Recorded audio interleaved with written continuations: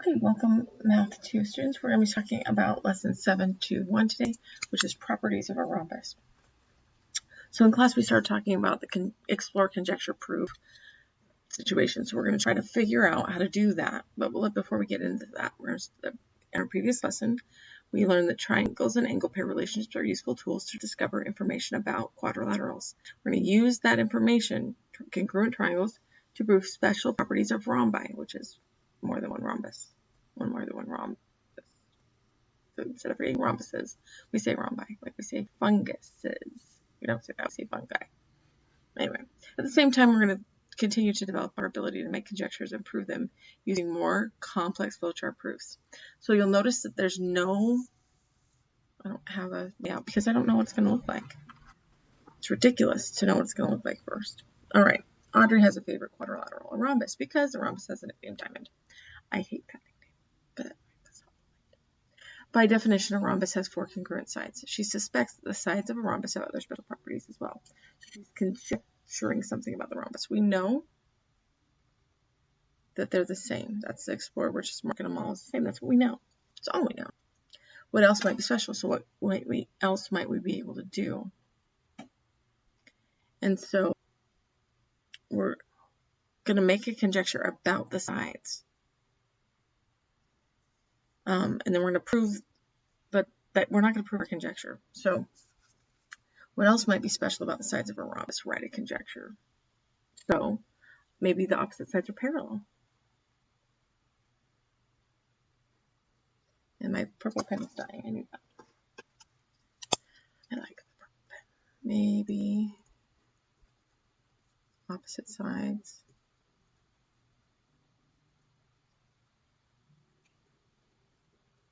I spelled opposite wrong.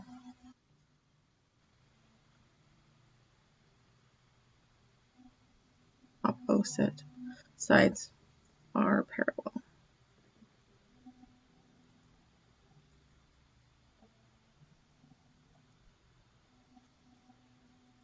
So PS is parallel to QR, and PQ is parallel to SR. That's my conjecture.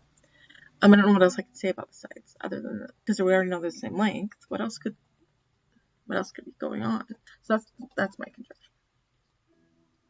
All right, we're going to prove though. Audrey knows that congruent triangles can help prove other properties about quadrilaterals. She starts by adding an auxiliary line to her diagram.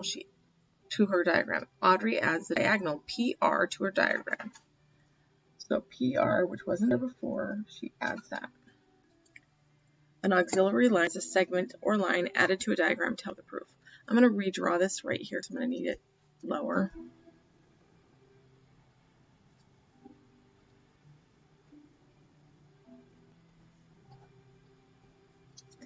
PQ SR auxiliary.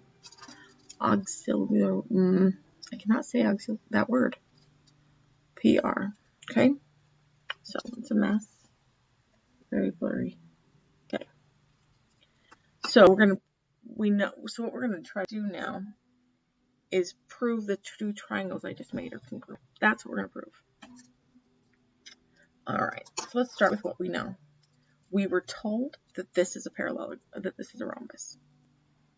So that's what we know. That's our starting point. P,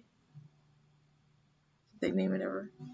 PQRS is a rhombus. That's my first statement. It's given. What does that mean? So what can I get? So when we think flowchart proofs, you're starting with what you know, and then what does that tell me? Well, it tells me that all sides are congruent. Four sides.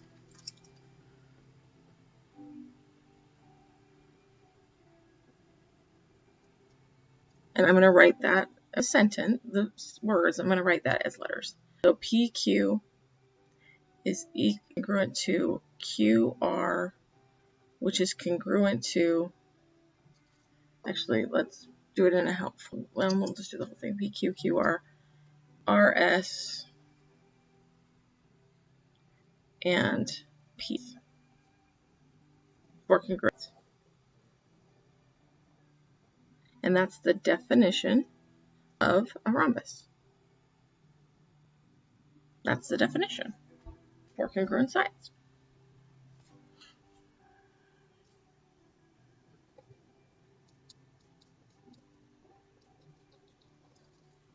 All right. So, what else? Well, the auxiliary line is PR. Well, PR is congruent to itself.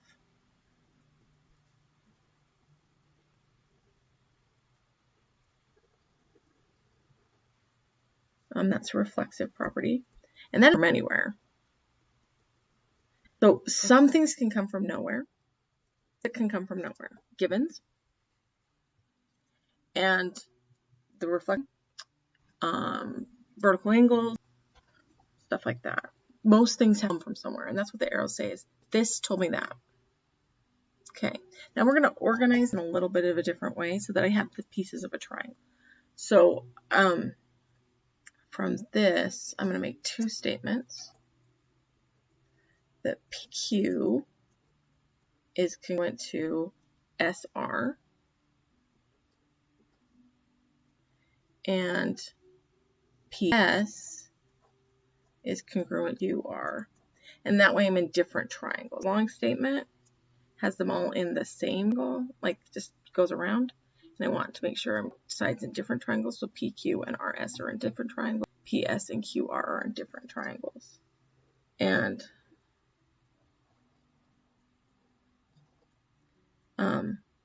it's still part of the definition of rhombus, so I'm just going to put that under both.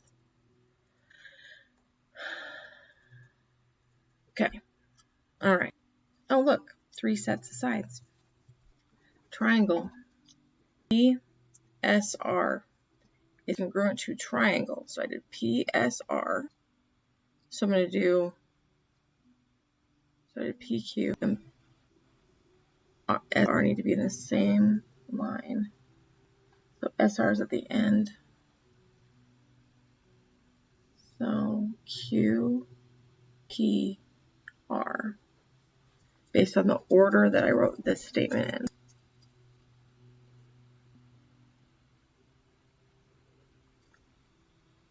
Q and S need to be in the same places. And P and R, it really didn't matter the way I set mine up by saying PQ and SR. So PQ and SR, these two, meant that P and they had to be swapped, okay?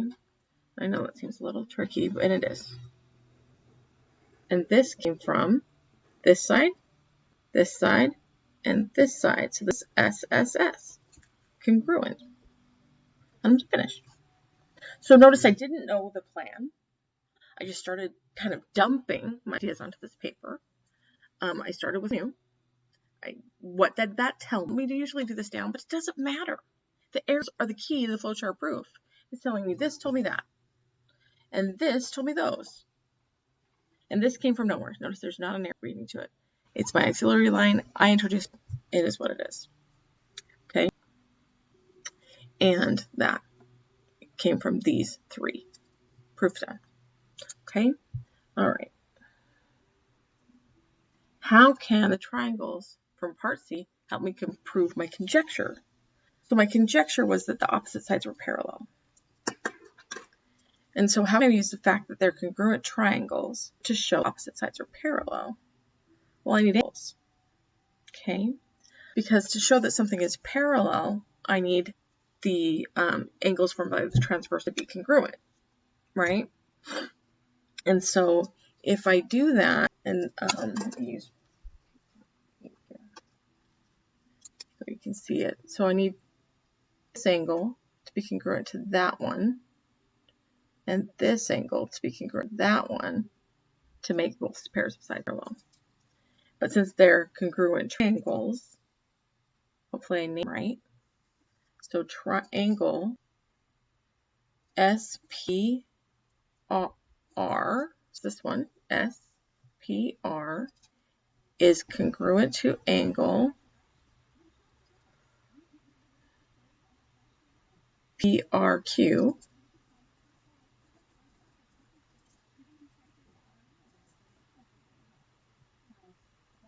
SPR. I'm just making sure that comes off of. So SPR and then PRQ. That's not the same order.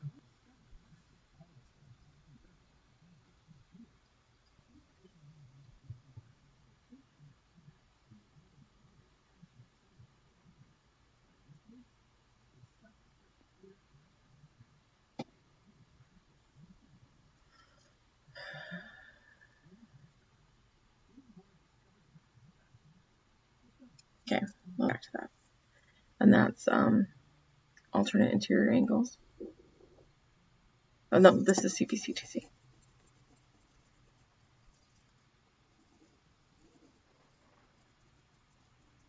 Corresponding parts of congruent triangles are congruent. And then my other one, which I should have used a different color, but for this one,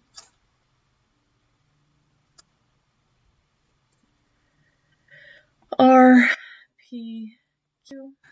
is angle, RPQ is congruent to angle PRS. And again, CPCTC. So I think I did these incorrectly. Oh, sure.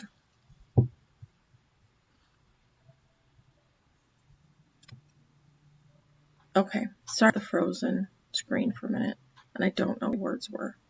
So anyway, I think these two statements incorrectly in the definition, because I need to kind of that, I wasn't thinking that far ahead. So I need to my order here so that it's as this. So SPR. So SPR.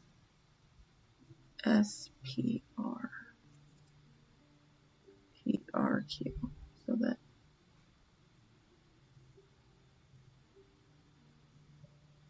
see, that doesn't make any sense.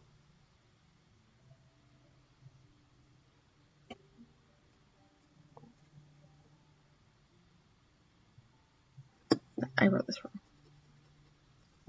SPR. Start with Q. QRP. And I'm okay. Q. Yep, I'm okay. I don't need to change anything. RPQ, PR.